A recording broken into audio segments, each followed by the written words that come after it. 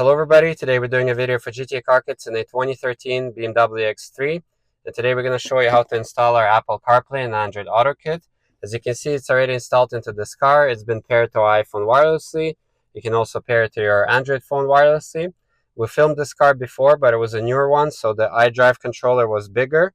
If you have an iDrive controller like this, then this video will apply to you, and if it's a bigger one, then watch a video on our website. Once you install the system, you can install it on the bigger screen like this car has, or if your car came with a smaller screen, you can still install the product the same way. So here the entire system gets controlled by the iDrive controller. If I press and hold the back button, I'm able to switch to the original BMW system.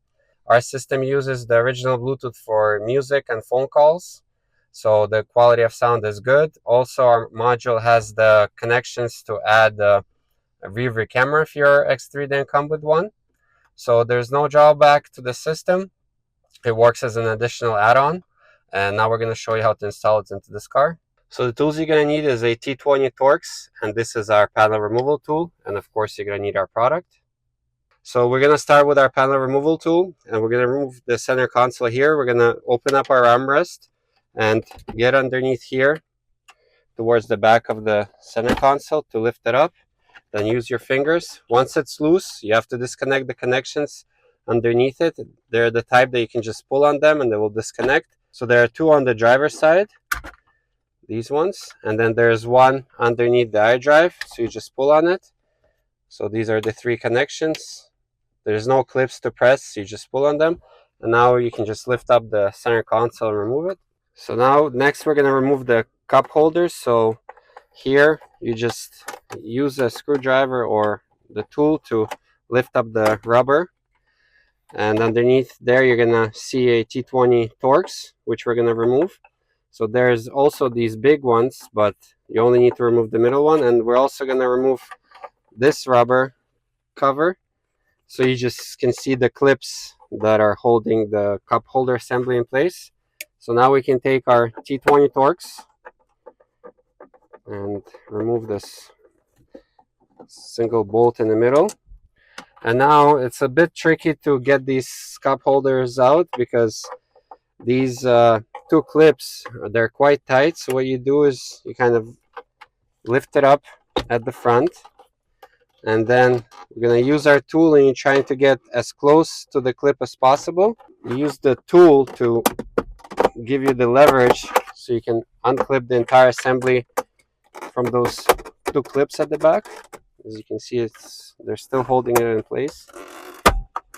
There's one, and there's the other. Then once you unclipped it, just use your fingers and pull the entire assembly out. Again, with the panel removal tool, we're going to drop this cover underneath these controls so it just comes out.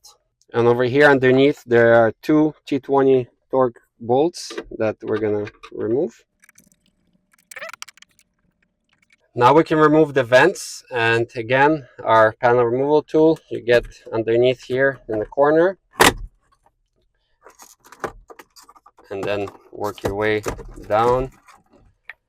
Once it's loose, you just pull it out with your hands, and there are some connections at the back. So this is the start button. Here you have to press the clip to disconnect it. These two connections in the middle.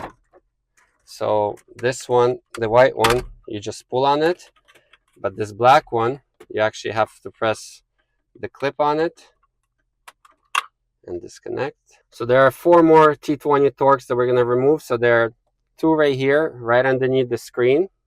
You see them more deeper there, and there's two more here that hold the climate control panel. So we'll start with these ones. Now we're going to do the ones underneath the screen. We can now grab the climate control panel, and at the back there are two more connections. So they have these sliding clips, so you just press on the actual clip and slide it out. Now we can disconnect them. This is our head unit, and it's held in by four more Torx bolts, so two on each side, and we're going to remove those. Now the head unit can come out, and you can kind of complete the installation without unplugging it, but it's easier to feed all the wires, and we're just gonna unplug the head unit completely with all of its connections. So over here at the front, make sure that you don't scratch the shifter, and now you can disconnect all the connections one by one. So first the video cables, you press on the clip and use the tool underneath to remove them. This is the main quad lock harness. It has a clip underneath that you just unlock. And then these small ones, they're a little bit tricky. So you have to first pull out the clip, and then press on it, and then you're able to disconnect them. And now the head unit is free to be removed. So now we're going to show you everything that comes in our kit. So you have your main module, which we're going to hide behind the screen. Underneath here is your wireless antenna. Here with all the wires, you have a USB wire for wired CarPlay, wired AndroidAuto, and to do updates. These are our video cables that we're going to connect behind the screen. You have an optional microphone. These are for cars that do not have original Bluetooth, but the one we're currently installing in has it, so we're not going to use it. This is our main harness. So one end of it will be plugged into our module, and then this end will be plugged in at the back of the iDrive in the center console. So it has two different connections, so it depends on the year of your car. So the one we're going to be connecting with today is the smaller one, but if your car is older, you might have a different plug on it, which would be this one. So we're going to start with the main harness. So what we're going to do is we're going to start from the center console here, and then feed the wire behind all of the plastics and get it right behind the screen. This is where our module is going to be hidden. So to start here, if you remember, this is the blue connection from the iDrive controller. So you will just match it up to the one from our kit. And you might be, when you're putting it in, you might find that it has this alignment pin that you need to remove. I just cut it off with a little blade, but then you still have this guide clip, so you can only insert it one way. So you're going to insert it, and it's going to clip in. As you can see, it has a little clip over there. And now we can start feeding this wire for our module all the way to the back of the screen. Feed the wire through behind all the plastics, and we need to get as much length as we can. We're going to keep this wire over here towards the right, and then because this wire from our harness will need to plug into our iDrive, make sure it has enough length. So that's good. And then the wire is going to be hidden behind this bracket, so towards the passenger side, and we're just going to run it up to the back of the screen. So over here, you need to bring the wire around the back, feed it through. Then the extra wire I'm pushing behind this bracket, so when the head unit slides in, our wire is not going to be in the way. Now we're going to continue going up, and we're going to stick towards the passenger side here. And because we already undid the two bolts that hold the screen in, you can just tilt it out. We're going to rest it right here. So now we have our main harness all the way at the back of the screen. As you can see, it goes nicely here, so it's not in the way of anything. We're going to be putting in your vents. Now these are our video cables. So because the module is going to be right behind the screen, and we're connecting right behind the actual screen for the video, you don't need them to be that long. So I'm just using some cable tie to make them a little smaller. So this is the connection at the back of the original screen. So you just press on the clip and disconnect it. And then this is our video cable. So this single end will go into our module, and then this 90-degree male and this female will be at the back of the screen. So the original one will go into our female, and then the 90-degree one will go at the back of the screen. There you go. So then this end will plug in into our module. Now we need to route our USB cable, and there are a few options to do it on this car. We're going to go with the option that is going to be around this area here in this kind of opening. So we're gonna grab the wire. So this end will go into our module, but this one is the one that are gonna be visible. You also can drop it into the your around the cup holder area, that pocket you have, or you can route it to the glove box. We're gonna do it here. So I'm gonna grab the wire and push it so it kind of sticks out deep over there. And here you gotta make sure that the cable goes around the back of the frame. So the same way that we fed our harness up behind the screen is the same route you're gonna route this cable with. That way it's not in the way when you're putting everything back. And now it's at the back of the screen. And the last thing is the wireless antenna. So there are a few places that you can leave it. You can hide it here in the center console and then route the wire all the way up like we did with all the other wires. Or you can actually just hide it behind the screen. You can find flat spot here underneath the dash and stick it there. Just make sure that you don't sticker it to the actual module. So now we're going to start connecting everything to our module. So our module will come preset for your car. So the dip switches should not be adjusted, and you should connect it as is. And if something like the resolution is off, then that's when you would readjust it. But here we're going to start connecting everything. So first the power cable, then the video cables that we connected to the monitor, and then we have our USB cable, and the last thing is the antenna. So once everything is connected, this is when you can start hiding the module. So we're gonna hide it right behind the screen like we told you earlier. So you just gotta make sure that all the wires are out of the way.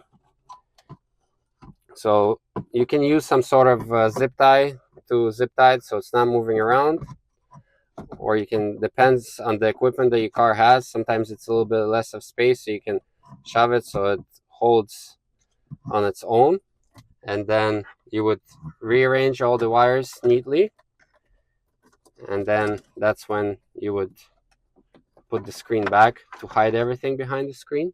When you're putting the screen back, make sure that you don't lose these two wires that were from the hazard switch and so on. So now we can put the screen back to hide our module behind it. So this top edge will go in first, and then the holes for the bolts need to line up. So we're gonna actually reinstall the two bolts that hold the screen in place. Even though we like to test everything before securing everything, but in this case, so we don't want to risk the screen just falling out, we're gonna secure it for now. We're still gonna test everything before we do final assembly. And now we can reconnect the head unit. So we're gonna do all the connections at the back of it. So these clips, you clip and then you lock them in place. Then this is our main quad lock harness. When you're putting it back in, just make sure that it's unlocked. This is unlocked position. And put it in and lock it in place. And then the last thing are the two LVDS cables. So then the white one, the purple one. And now we can carefully maneuver the head unit in place and put it back in.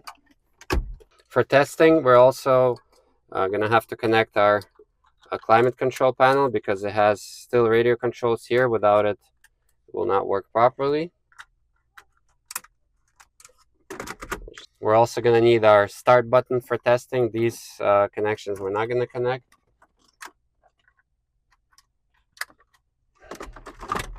And for testing, we're also going to connect our iDrive controller here. As you can see, this is our connection from our harness. Make sure that it goes all the way in. So now we're going to test everything. So we have the ignition on, so you got to make sure that the original BMW system still works the same way. And we're going to test with our iPhone. So now if I press and hold the back button here in the center console, you're going to see that the mode will switch. As you can see, this is the mode for our kit. And in the original BMW system, you got to make sure that the phone that you're using with the kit is paired to the original system by Bluetooth, because that's how we're going to get sound into the system. And then for testing, we're just going to connect it by the wire, but you're also able to do wireless. But by the wire, it's easier to demonstrate. So you connect by the wire. As you can see, CarPlay comes up. So here you're going to check to make sure that everything fits properly in the screen. And you're going to check your music to make sure that it's working and sending the audio through the original Bluetooth, so everything works here. And if you want to switch back to the original BMW system, just press and hold the back buttons. And now we're gonna finish off the installation and do the final assembly. Now we're gonna put the bolts that hold the actual head unit in place.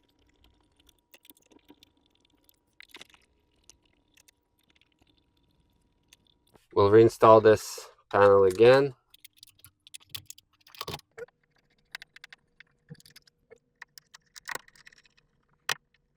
And there are two more bolts right at the bottom. And when you're putting the vents back, make sure that there are no wires in the way, and line it up straight and just push it towards the front of the car.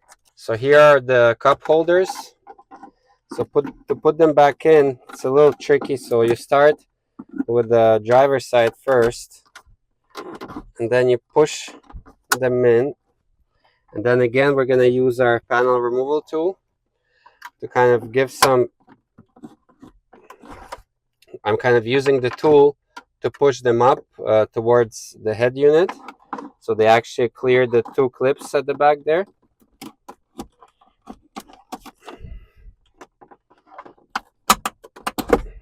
Okay, now it's in. You just got to make sure that here the hole in the middle lines up. And it does. And then as you can see, it's already on the clips over there. And it's when it's right over the clips down there, that's when you can push it down to lock the cup holders in place. Over here in the middle, we have to put the bolt in. And now we can put the rubber mats back. Next is this cover. So first you have to insert these two clips, and then these two clips will get clipped in. So insert it and then push it up. Now the center console goes back in, so the front edge goes in first, and then we need to do the connections. So the ones on the driver's side, there are two.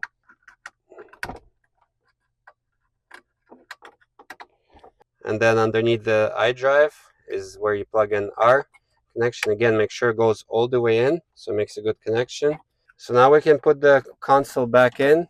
So make sure that none of the wires are in the way, and then just clip it down. So the installation has been completed. We paired our iPhone wirelessly to the system. You can control the entire system with your iDrive controller. So again, this was a video for GTA Car Kits in a 2013 BMW X3. I hope you liked the video, and we'll see you next time.